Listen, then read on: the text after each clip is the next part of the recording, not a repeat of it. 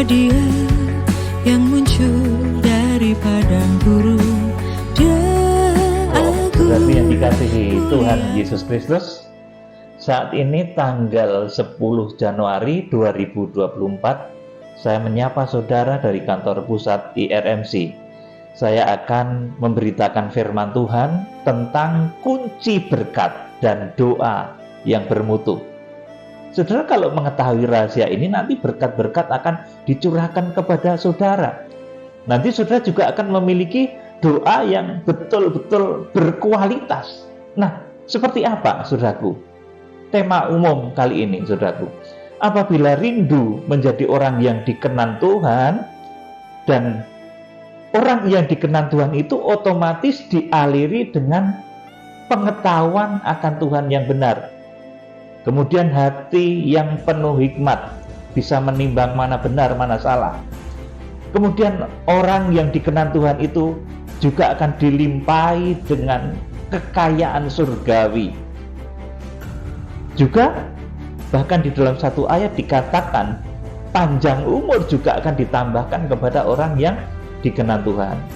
Saudara, di dalam mencapai berkat yang berkelimpahan, ini penting saudara ketahui, di dalam mencapai berkat yang berkelimpahan, sekaligus kita menjadi orang yang dikenan Tuhan, kita akan mencontoh dari orang yang dikenan Tuhan, penuh hikmat, penuh berkat, dan penuh kekayaan, yaitu Raja Salomo. Raja Salomo memiliki dua cara yang ditempuh oleh Salomo muda pada saat itu. Yang pertama, saudaraku, kenapa Salomo itu bisa kaya raya sekaligus sebagai orang yang dikenan Tuhan? Nomor satu, saudaraku, Salomo itu mengutamakan mezbah Tuhan. Ini Salomo muda. Dia sudah menjadi raja, tetapi belum begitu kaya raya. Nah, nanti setelah mendapat janji Tuhan ini, Salomo menjadi orang yang sangat kaya raya. Saudaraku, jadi Salomo ini yang pertama mengutamakan mezbah Tuhan. Kalau orang ingin diberkati Tuhan, orang ingin jalan-jalan berkatnya itu terbuka, maka utamakan mezbah Tuhan, utamakan pekerjaan Tuhan. Nah, saudara, yang kita jumpai di dunia sekarang ini, kebiasaan orang itu lupa dengan kepentingan mezbah Tuhan. Kalau mulai berhasil sedikit, mulai sukses sedikit, mulai punya kedudukan sedikit, sudah kemudian menjadi lupa berkorban untuk mezbah Tuhan. Nah, kadang bukan kondisi itu saja, suasana yang ada di sekitar kita. Ini misalkan suasana tahun baru, ini banyak yang bilang, sekarang mari kita piknik dulu Pak. Kalau untuk pekerjaan Tuhan itu nanti kita pikirkan belakangan. Kayaknya untuk pelayanan Pak Pendeta itu sudah banyak yang nopang. Nah, saudaraku, jadi mezbah Tuhan mulai diaudit, mulai dilihat, saudaraku. Padahal mezbah Tuhan itu dibikin sedemikian tinggi supaya persembahan itu jangan ditengok-tengok. Saudaraku, kalau saudara belajar tentang mezbah kurban bakaran, itu tingginya kira-kira segini ya. Jadi setinggi kurang lebih dada kita masing-masing, 3 hasta. Jadi begitu tinggi. Itu maksudnya apa? Kalau orang persembahan itu jangan ditengok-tengok. Kalau mau persembahan nggak usah bertanya di tempat Pak Pendeta, di tempat pekerjaan Tuhan itu sudah ada persembahan atau belum, nggak usah ditengok-tengok, saudaraku. Ya persembahan saja. Nah, ini kebiasaan Salomo itu mengutamakan kepentingan mezbah Tuhan. Nah, kalau sekarang kan, saudaraku, kalau suasana tahun baru, orang kemudian, ayo sekarang kita piknik. Nanti untuk Tuhan itu nantilah. Kayaknya ini yang memperhatikan Pak Pendeta sudah banyak. Kita nanti saja, saudaraku. Padahal gerakan untuk saudara itu ingat kepada mezbah Tuhan itu sebetulnya gerakan yang dipimpin oleh Roh Kudus. Itu yang membisikkan Roh Kudus. Nggak mungkin kuasa jahat, iblis itu membisikkan kepada saudara untuk berkorban. Itu nggak mungkin. Saudara ketahui hal ini. Kalau di hati saudara itu digerakkan untuk memberi persembahan bagi mezbah Tuhan, itu yang berbisik itu jelas, saudaraku, Roh Kudus. Roh Kudus memberi satu getaran hati untuk saudara itu memberikan persembahan bagi pekerjaan Tuhan. Tetapi daging menolak kadang, ini kan tahun baru, ayo kita piknik. Untuk persembahan nanti kita kurangi dulu lah. Nanti kan masih ada bulan Februari, Maret, April, dan lain sebagainya. Saudaraku, nah keadaan semacam ini yang seringkali menghambat manusia dari memperoleh berkat. Saudara, persembahan ke mezbah Tuhan itu kalau semakin ditunda, itu menjadi semakin nggak bisa. Karena kunci berkat itu sebetulnya adalah ketika saudara memperhatikan mezbah. Jadi semakin ditunda-tunda, itu semakin nggak bisa, saudaraku. Jadi persembahan ke mezbah Tuhan itu semakin ditunda, itu semakin tidak bisa, bahkan kemudian menjadi makin sulit. Dan ini merupakan strategi dari kuasa kegelapan untuk menjauhkan jemaat dari kekuatan mezbah Tuhan. Jadi kalau ada roh yang berbisik atau keinginan daging yang berbisik, tahan dulu persembahan kamu, jangan persembahan. Itu suara daging, saudaraku. Suara daging. Roh Kudus itu selalu mengingatkan kita, begitu diberkati, utamakan pertama persembahan kepada pekerjaan Tuhan. Seperti Salomo ini, dia raja besar, dikenal Tuhan, tetapi dia sangat mengutamakan mezbah Tuhan. Salomo itu mempersembahkan korban bakaran bahkan ketika belum ada bait suci Salomo yang megah itu, mengikuti jejak dari orang tuanya, dari Raja Daud, memberikan persembahan di Bukit Gibeon. Kenapa di Gibeon? Karena kemah suci, saudaraku, kemah suci zaman Musa dan mezbah korban bakaran itu ditaruh di Gibeon. Makanya ketika Daud mempersembahkan persembahan juga di Gibeon, saudaraku. Kemudian Salomo itu juga memberikan persembahan di Bukit Gibeon ini. Dikatakan di dalam ayat yang nanti akan kita baca, Salomo itu mempersembahkan 1000 korban bakaran. Ini persembahannya konglomerat, persembahannya orang kaya, 1000 korban bakaran. Nah, kalau sekarang itu kita rupiahkan di dalam bentuk rupiah, kalau satu sapi itu 20 juta, maka persembahan Salomo itu kurang lebih 20 miliar. Cukup besar, saudaraku. Ini persembahan raja sekaligus konglomerat. Begitu cintanya kepada Tuhan, begitu perhatiannya kepada mezbah Tuhan, maka dia semakin diberkati. Bukan karena dia persembahan 1000 korban persembahan itu kemudian dia jadi miskin. Tidak. Justru dengan korban itu Tuhan memberikan satu janji kepada Salomo. Apa yang kamu minta? Mintalah, saudaraku. Jadi Salomo itu mempersembahkan kurang lebih 1000 korban bakaran. Nah, kalau satu ekor lembu itu 20 juta, maka persembahan Salomo itu 20 miliar. Itu persembahannya konglomerat. Saudaraku, ini persembahan raja dan sekaligus orang kaya, yaitu Raja Salomo. Salomo tidak pernah melupakan persembahan kepada Tuhan. Dan akibatnya karena Salomo tidak melupakan persembahan kepada Tuhan, akibatnya Tuhan sangat berkenan. Dan kemudian Tuhan menampakkan diri kepada Salomo di dalam mimpi. Dan Tuhan berkata, mintalah apa yang hendak kuberikan kepadamu. Nah, ini kalau Tuhan yang ngomong gitu pada saudara, coba saudara mintanya pasti beda dari Raja Salomo. Tetapi Salomo ini memiliki doa yang bermutu. Nah, ini yang saya sebut di dalam judul, doa yang bermutu. Saudaraku, Salomo ini meminta sesuatu yang beda dengan model-model kebanyakan orang. Salomo meminta hikmat dan makrifat. Salomo meminta pengertian, hikmat, makrifat untuk menentukan hukum, mana benar, mana salah. Saudara, coba sekarang kalau Tuhan berkata begitu pada saudara, ini rata-rata ya saudaraku, saya sudah jadi hamba Tuhan itu lama, puluhan tahun. Orang itu kalau minta didoakan, pasti yang diminta pertama itu, doakan ya Pak Pendeta supaya sehat, supaya panjang umur, supaya rezekinya, berkatnya banyak. Seperti itu yang diminta, saudaraku. Tetapi Salomo nggak minta itu. Ini bedanya.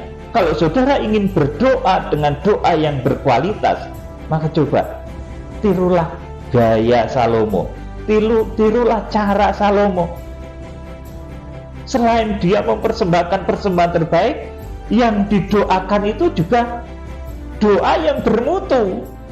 Kalau kebanyakan orang kan, kalau misalkan orang itu dikasih tahu Tuhan, mintalah apa yang hendak kuberikan kepadamu. Rata-rata orang bilang, Tuhan, berikan aku kesehatan, berikan aku panjang umur, berikan aku rezeki yang melimpah. Atau bahkan, saudaraku, di dalam ayat yang nanti kita baca, itu ada juga yang meminta nyawa musuh karena jengkel, mungkin sama saingannya, saudaraku. Kalau Tuhan, saudaraku, berbicara pada seseorang, mintalah apa yang hendak kuberikan, kepada orang-orang model zaman sekarang, rata-rata pasti mintanya sehat, umur panjang, penuh rezeki. Jarang, saudaraku, orang yang mintanya itu kayak Salomo. Saudara yang dikasih Tuhan ini, perhatikan baik-baik. Nah, puluhan tahun, saudaraku, saya melayani Tuhan. Memang kebanyakan orang itu kalau minta didoakan, itu 80% itu sehat, kemudian rezeki melimpah. Bahkan seingat saya memang jarang banget orang yang meminta pengertian hikmat, orang yang meminta pengertian untuk membedakan benar dan salah, hati yang bisa menimbang perkara. Ini jarang, saudaraku. Pak Pendeta, doakan supaya saya itu dikaruniai hikmat, bisa menimbang perkara. Ini jarang, saudaraku. Makanya doa Salomo itu doa yang sangat bermutu.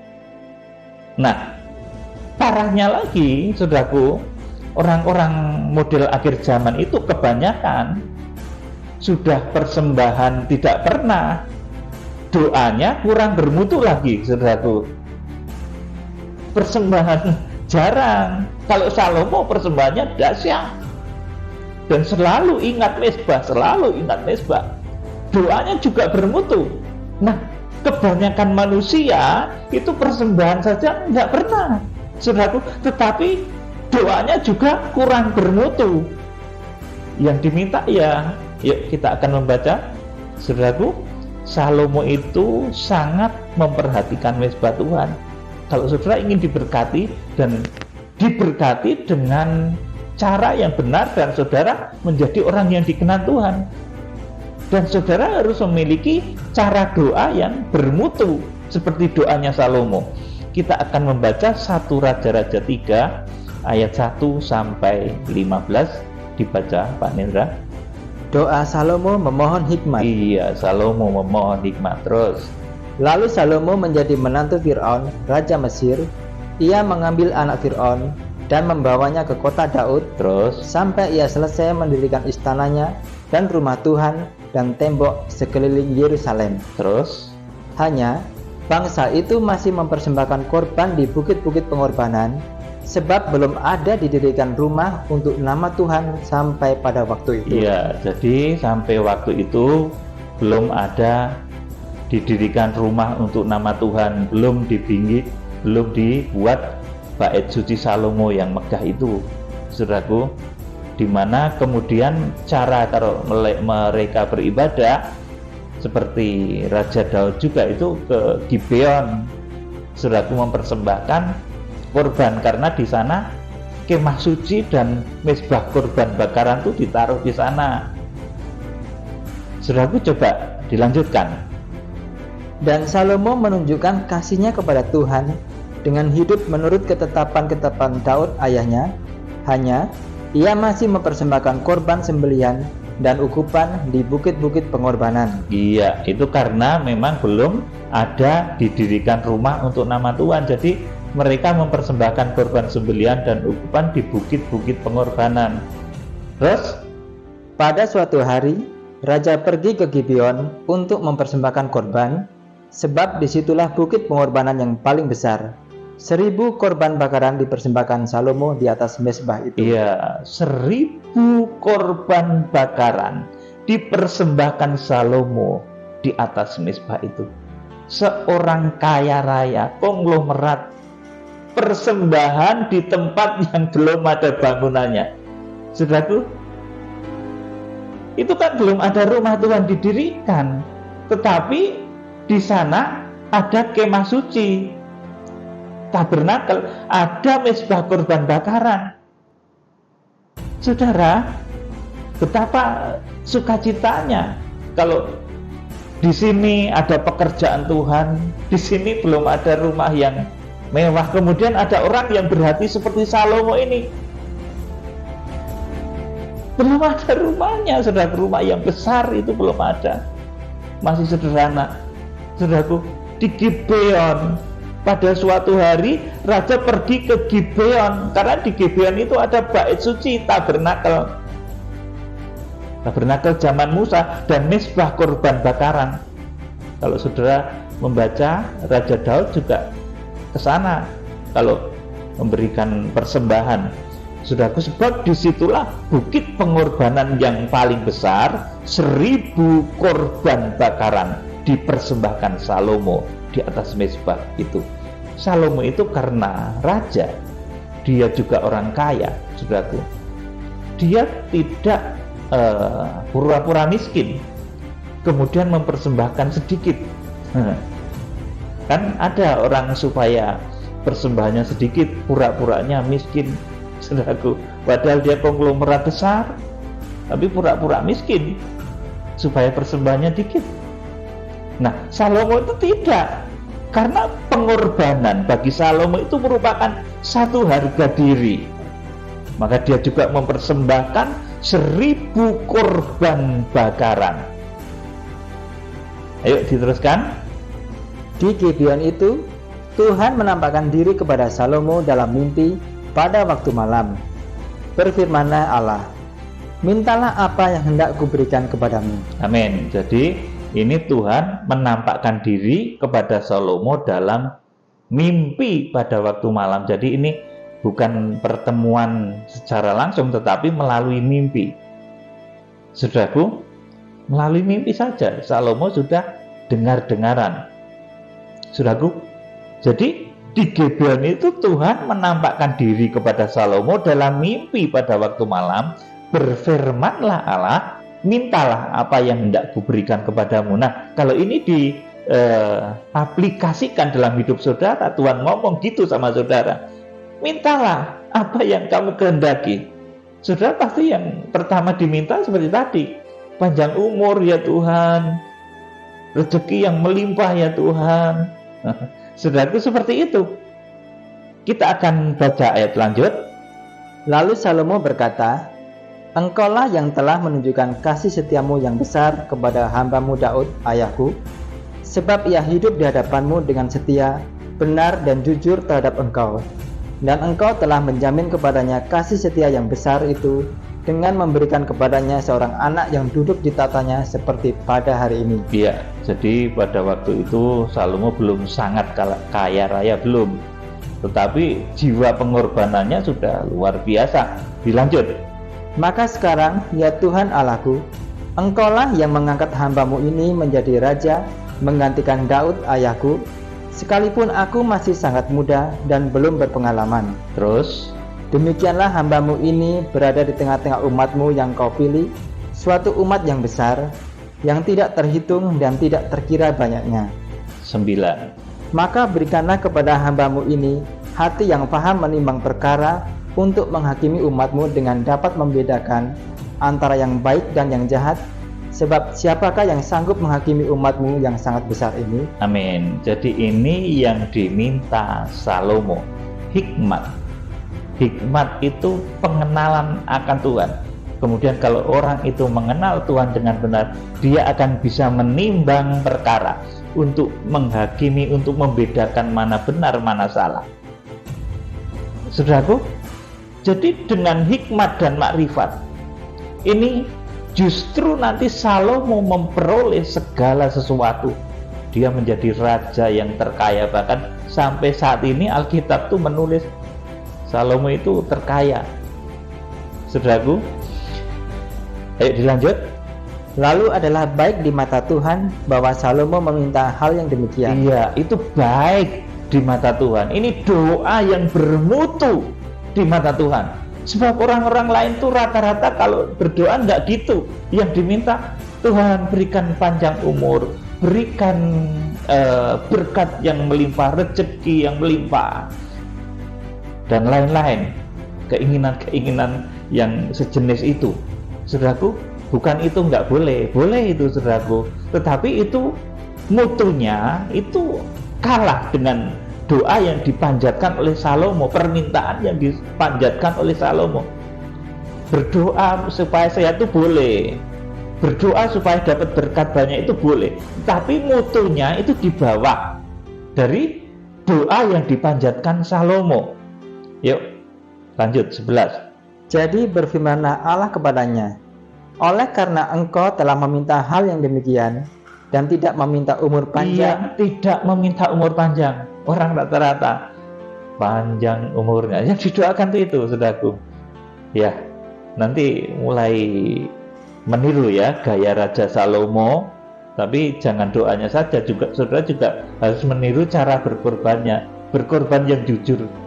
Kalau nggak mampu ya seperti janda Sarfat, tapi kalau sudah seperti Salomo ya jangan pura-pura miskin, nggak baik saudaraku.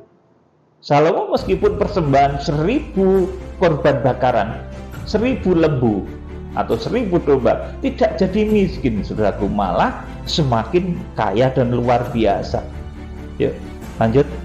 Atau kekayaan? Iya, tidak meminta kekayaan Salomo itu loh saudaraku. Dia menjadi konglomerat, menjadi raja yang sangat kaya raya, tetapi dia tidak meminta kekayaan sama Tuhan. Yang diminta hikmat dan makrifat. Terus, atau nyawa musuhmu? Iya, atau nyawa musuhmu. Di dalam hidup ini kadang ada saingan, kadang orang yang ingin menjegal, berniat buruk kepada kita itu banyak saudaraku. Kalau andai kata Salomo itu emosi saudaraku dan meminta umur musuhnya itu dihabisi, sama Tuhan dihabisi loh itu saudaraku. Tapi Salomo nggak minta itu saudaraku. Saudara tentunya di dalam kehidupan ini seringkali punya orang-orang yang memusuhi saudara, tidak cocok dengan saudara. Nah, ego kadang seringkali muncul, habisi dia Tuhan. Nah, kalau doa gitu tuh sudah nggak benar saudaraku. Tetapi ini ada juga rupanya di sini. Oleh karena engkau telah meminta hal yang demikian dan tidak meminta umur panjang atau kekayaan atau nyawa musuhmu. Jadi doa untuk menghilangkan nyawa musuh itu ada juga, saudaraku. Tetapi itu doa yang nggak bermutu, saudaraku. Makanya di sini Tuhan itu begitu menyayangi Salomo karena Salomo nggak minta yang itu, nggak minta umur panjang, nggak minta kekayaan, nggak meminta nyawa musuhnya, melainkan pengertian untuk memutuskan hukum atau hikmat. Maka kepada Salomo kemudian diberi sesuatu yang dahsyat dan luar biasa. Yuk terus. Maka sesungguhnya aku melakukan sesuai dengan permintaanmu itu. Ya. Sesungguhnya aku memberikan kepadamu hati yang penuh hikmat dan pengertian, Terus, sehingga sebelum engkau tidak ada seorang pun seperti engkau, dan sesudah engkau tak akan bangkit seorang pun seperti engkau. ya, jadi Salomo ini terkaya ya sampai saat ini. Hartanya tersimpan di mana-mana, sampai ada orang yang mencari harta Salomo, saudaraku. Karena memang Salomo sangat kaya, tercatat di dalam Alkitab itu, saudaraku. Dan ini pasti benar, saudaraku, karena kekayaannya begitu luar biasa. Dan orang yang sangat kaya, ini berarti dia orang kaya nomor 1 di dunia sampai saat ini, saudaraku, Raja Salomo itu, saudaraku. Nah, orang kaya nomor 1 di dunia ini, saudaraku, dia ngerti memperhatikan mezbah Tuhan. Dan doanya justru doa yang sangat bermutu, yaitu meminta hikmat dan makrifat, minta pengenalan akan Tuhan dengan benar, minta supaya bisa memutuskan hukum dengan benar. Yuk terus dilanjut. Dan juga apa yang tidak kau minta, aku berikan kepadamu. Iya, ini hadiahnya, karena doanya Salomo itu doa yang bermutu. Maka kepada Salomo diberikan apa? Terus? Baik kekayaan maupun kemuliaan, Iya, kekayaan, kemuliaan diberikan. Terus? sehingga sepanjang umurmu takkan ada seorang pun seperti engkau di antara raja-raja. Iya, ayat 12. Dan jika engkau hidup menurut jalan yang kutunjukkan dan tetap mengikuti segala ketetapan dan perintahku, sama seperti ayahmu Daud, maka aku akan memperpanjang umurmu. Iya, umurmu akan diperpanjang, saudaraku. Bahkan di akhir zaman ini, di dalam kegerakan Kitab Wahyu, saudara, di dalam pimpinan bintang-bintang Tuhan yang akan membawa saudara sampai kepada saat kedatangan Tuhan. Saudara dipimpin pada masa harpaso, saudara dipimpin pada saat nanti Reja, saudaraku, saudara akan diarahkan ke sana oleh hamba-hamba Tuhan di akhir zaman.